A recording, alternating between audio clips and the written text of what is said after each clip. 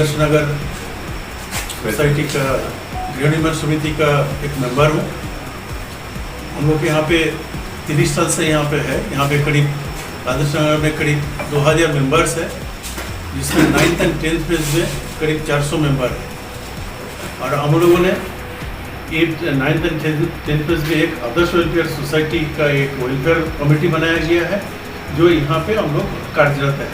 यहाँ पे security, sweeper, welfare, charitable activity, blood donation, medical checkup, बहुत कुछ होता है यहाँ पे महिला सब हम लोग यहाँ पे इन्वॉल्व है, यहाँ पे बच्चा लोग भी इन्वॉल्व है, यहाँ पे जब जेंट्स है सभी इन्वॉल्व है। जितना यहाँ का जो पब्लिक है मैक्सिमम सीनियर सिटीजन है और सभी लोग यहाँ पे त्रस्त है। आदर्श नगर का जो एक ये है कमेटी है, वहाँ से ट्रस्ट है, वहाँ पे जो परिचालन कर रहा है एक सीईओ जो पुराना 40 साल से यहाँ पे कार्यरत है, जो अपने ही आपको सीईओ बोल के अपना कमेटी फॉर्म करते रहता है हर साल। और उन्होंने यहाँ पे अत्याचार, उनका क्या नाम है? उनका नाम है वायन यादव, सीईओ है। वो अपना कमेटी फॉर्म करता है, कमेटी फॉर्म करके और अपने 40 साल से। तो ये है यहाँ का सिचुएशन। इन्होंने हम लोग इनका विरुद्ध जो हम लोग के ऊपर मॉनिटरी और मेंटल टर्चर इतना करते हैं, जिसके विरुद्ध में हम लोग जाकर कोर्ट में अपील किया था, हाई कोर्ट में किया था। हाई कोर्ट से ट्राइब्यूनल गया, ट्राइब्यूनल से हम लोग को कुछ रिलीफ मिला। रिलीफ ऐसा मिला कि उनको बोर्ड ऑफ उनका बहुत सारे गड़बड़ी मिली, उसको मॉनिटरी उसको मिसअप्रोप्रिएशन जो बोला रहता है, गड़बड़ियाँ है वो मिली। तो उसी के लिए उन्होंने ये ट्राइब्यूनल ने उनका बीओडी को भंग कर दिया। मिस्टर वायन यादव जो सीईओ बताता है, उनको हटाया गया। उनका बेटा जो उसका जनरेशन टू जनरेशन उसको बिजनेस में कन्वर्ट कर रहा था, उसका बेटा को हटाया गया। उसका जो उसका पोता है, जो उसका मैनेजर बना के रखा है सोसाइटी में सब कुछ देखभाल करने के लिए, ट्रांजैक्शन करने के लिए, उसको भी हटाया गया है। तो ये सिचुएशन में हम लोग उनका विरुद्ध उससे प्रतिवाद कर रहे हैं। उन्होंने ट्राइब्यूनल का ऑर्डर को भी नहीं समझते, कुछ कोर्ट का ऑर्डर को समझते ही नहीं, कुछ उसको मानता भी नहीं है। बोलता हूँ ट्राइब्यूनल का ऑर्डर को मानता भी नहीं है, एडमिनिस्ट्रेशन का ऑर्डर को भी वो मानता नहीं है। एडमिनिस्ट्रेशन का पास भी हम लोग किया कि ऑर्डर को इम्प्लीमेंट किया जाए, लेकिन एडमिनिस्ट्रेशन जब आगे बढ़ता है तब कहीं उसके ऊपर प्रेशर आ जाता है एडमिनिस्ट्रेशन के ऊपर कि उसको इम्प्लीमेंट नहीं किया जाए। तो इसके चलते एडमिनिस्ट्रेशन भी बंधा हुआ है। तो ये बहुत बड़ा दुखद घटना है हम लोग का ऊपर, और इसके विरुद्ध में हम लोग सब लोग इकट्ठा होकर इसका प्रतिवाद कर रहा है। वेरी रिसेंटली हम लोग को जो इंसिडेंट हुआ है कि आदर्श नगर 9th फेज में कमेटी है जो इंडिपेंडेंट चलाता है, इसको हथियाने का कोशिश किया है।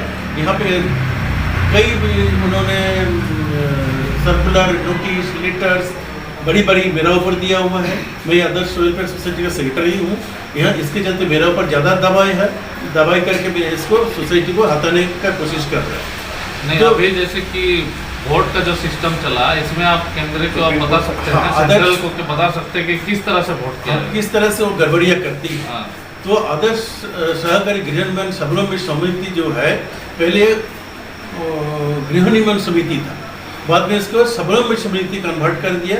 उसके बाद उनका दबदबा बढ़ते गया। उन्होंने ऐसा करते हैं, जब इलेक्शन का टाइम आते हैं, इलेक्शन में वो अपना चॉइसेबल कैंडिडेट को नॉमिनेशन देते हैं।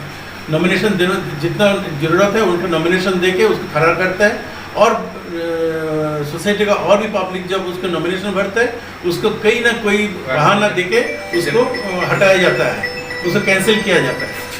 लेकिन जो अपना नॉमिनेशन है उसको बरकरार रखता है और बोर्ड ऑफ डायरेक्टर बना देता है। लेकिन वही बोर्ड ऑफ डायरेक्टर फिर मिस्टर वायन यादव को ही सीईओ बना के उसको फिर उनका सीईओ पोजीशन में रखते हैं। इसे 40 साल से ऐसा ही चल रहा है, ऐसा ही सिस्टम चल रहा है, जिसके चलते वो आज का दिन में स्वावलंबी होने के बाद उन्होंने बोलते हैं हम पैरेलल सरकार चला रहा, सरकार जो चल रहा, मेरा सरकार चल रहा, हम किसी को बात नहीं सुनेंगे। ये बहुत दुखद घटना है। इसमें एडमिनिस्ट्रेशन भी कुछ नहीं कर पा रहा। ये चीज़ को लेके सरजू राय जी विधानसभा में उठाया था। विधानसभा उठाने के बाद वहाँ से लास्ट में एक रिस्पॉन्स आया कि एक कानूनी कार्रवाई होना चाहिए, कोर्ट का थ्रू जाना पड़ेगा। लेकिन कोर्ट का आदेश आने के बाद भी उसको इम्प्लीमेंटेशन नहीं हो रहा। ये हमारा नहीं, इसके लिए आप सोनारी थाना से आपका क्या रिप्लाई, कब ये कंप्लेन, इसका बारे में हमको डिटेल बताइए। हाँ, यहाँ पे जब उन्होंने अपना पोजीशन बरकरार रखते हुए हम लोग को सोसाइटी के ऊपर बहुत टर्चर कर रहा है, वो मेंटल टर्चर कर रहा है, उसका गुंडागर्दी करने की कोशिश कर रहा है। यहाँ पे बहुत सारे एजेंट छोड़ा हुआ है यहाँ पे गड़बड़ करने के लिए। यहाँ पे सोसाइटी का नाम पे कई बार बहुत सारे नोटिस, सर्कुलर, लेटर इशू किया। उसको लेके हम लोग थाना में गया। थाना में हम लोग जब कंप्लेन करने गया तो कंप्लेन का रिसीप्ट नहीं मिलता है हम लोग को।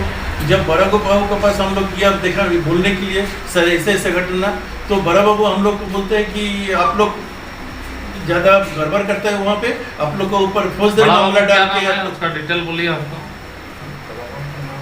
बड़ा बाबू का नाम तो हमको मालूम नहीं है, सोनारी थाना का बड़ा बाबू है। लेकिन क्या हम लोग गया था, हम लोग को ऊपर ये बोला है कि आप लोग विशेष मेरे ऊपर बोला है कि आपका नाम पे बहुत सारे कंप्लेन है, आप बहुत गड़बड़ी करते हैं, तो आपको फौजदारी मामला डाल के आपको अंदर करवा दूंगा। तो एक हम लोग आम जनता है, हम लोग काम करने वाला आदमी है, शांतिप्रिय आदमी है। तो जब ये घटना हो उसके पहले फिर हम लोग गया था, जब यहाँ पे उपद्रव कर रहा था उसका कुछ ज़्यादा का कुछ बदमाश लोग, तब हम लोग कंप्लेन किया था। फैमिली लोग भी किया था, बहुत सारे औरत गया था यहाँ से, तो मेरा वाइफ भी गया था। लेकिन जब वहाँ पे कंप्लेन किया, सबका नाम पूछा गया।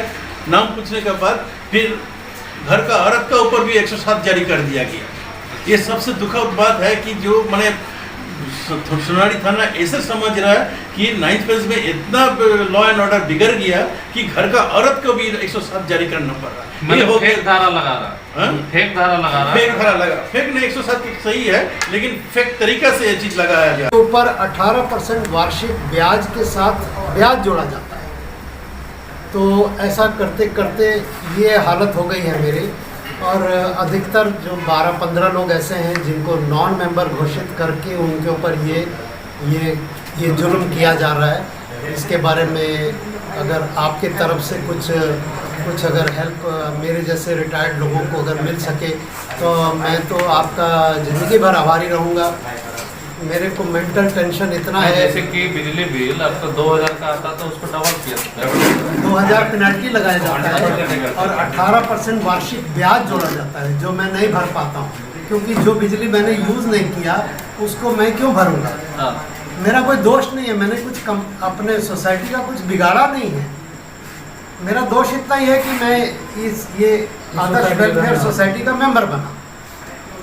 तो यही मैं चाहता हूँ कि मेरे को टॉर्चर है ना, इतना टॉर्चर है कि मैं बोल नहीं सकता। मेरे को ब्लड प्रेशर शुरू हो गया, ये सब सोच के रात को नींद नहीं आता है कि मेरे ऊपर इतना कर्जा बढ़ गया, 1,35,000। अभी मैं कहाँ से भरूँगा? अगर कभी ऐसा हुआ कि कहीं से हेल्प नहीं मिला और मुझे भरना पड़ा, तो मेरे लिए तो सुसाइड करने के अलावा दूसरा कोई उपाय बचेगा नहीं, क्योंकि तब तक ये कितने लाख हो जाएगा मुझे मालूम है। इसीलिए आप सबसे आप आए हैं, मुझे थोड़ी आशा बंदी है कि मेरे जैसे लोगों को आपसे कुछ हेल्प मिलेगी और ये जो जुल्म है इससे हम लोग को निजात मिलेगी। मैं बहुत आपका धन्यवाद करता हूँ। मुझे हेल्प चाहिए, प्लीज़। देखिए आप लोग देख सकते हैं कि आप लोग कितना दिन से आप लोग ये वाला हम लोग बहुत भुगत रहे हैं सर, हम लोग बहुत भुगत रहे हैं। ये सिस्टम कितना दिन से चल रहा है? मेरे को तो मैं तो रिटायरमेंट 2014 में रिटायर हुआ। आपका बिजली बिल कब से मैंने आना शुरू? मैं तो घर खरीदा 2006 में। 2 साल। अच्छा 2 साल। 2 साल का बिजली बिल आपका अभी 1.5 लाख हो गया।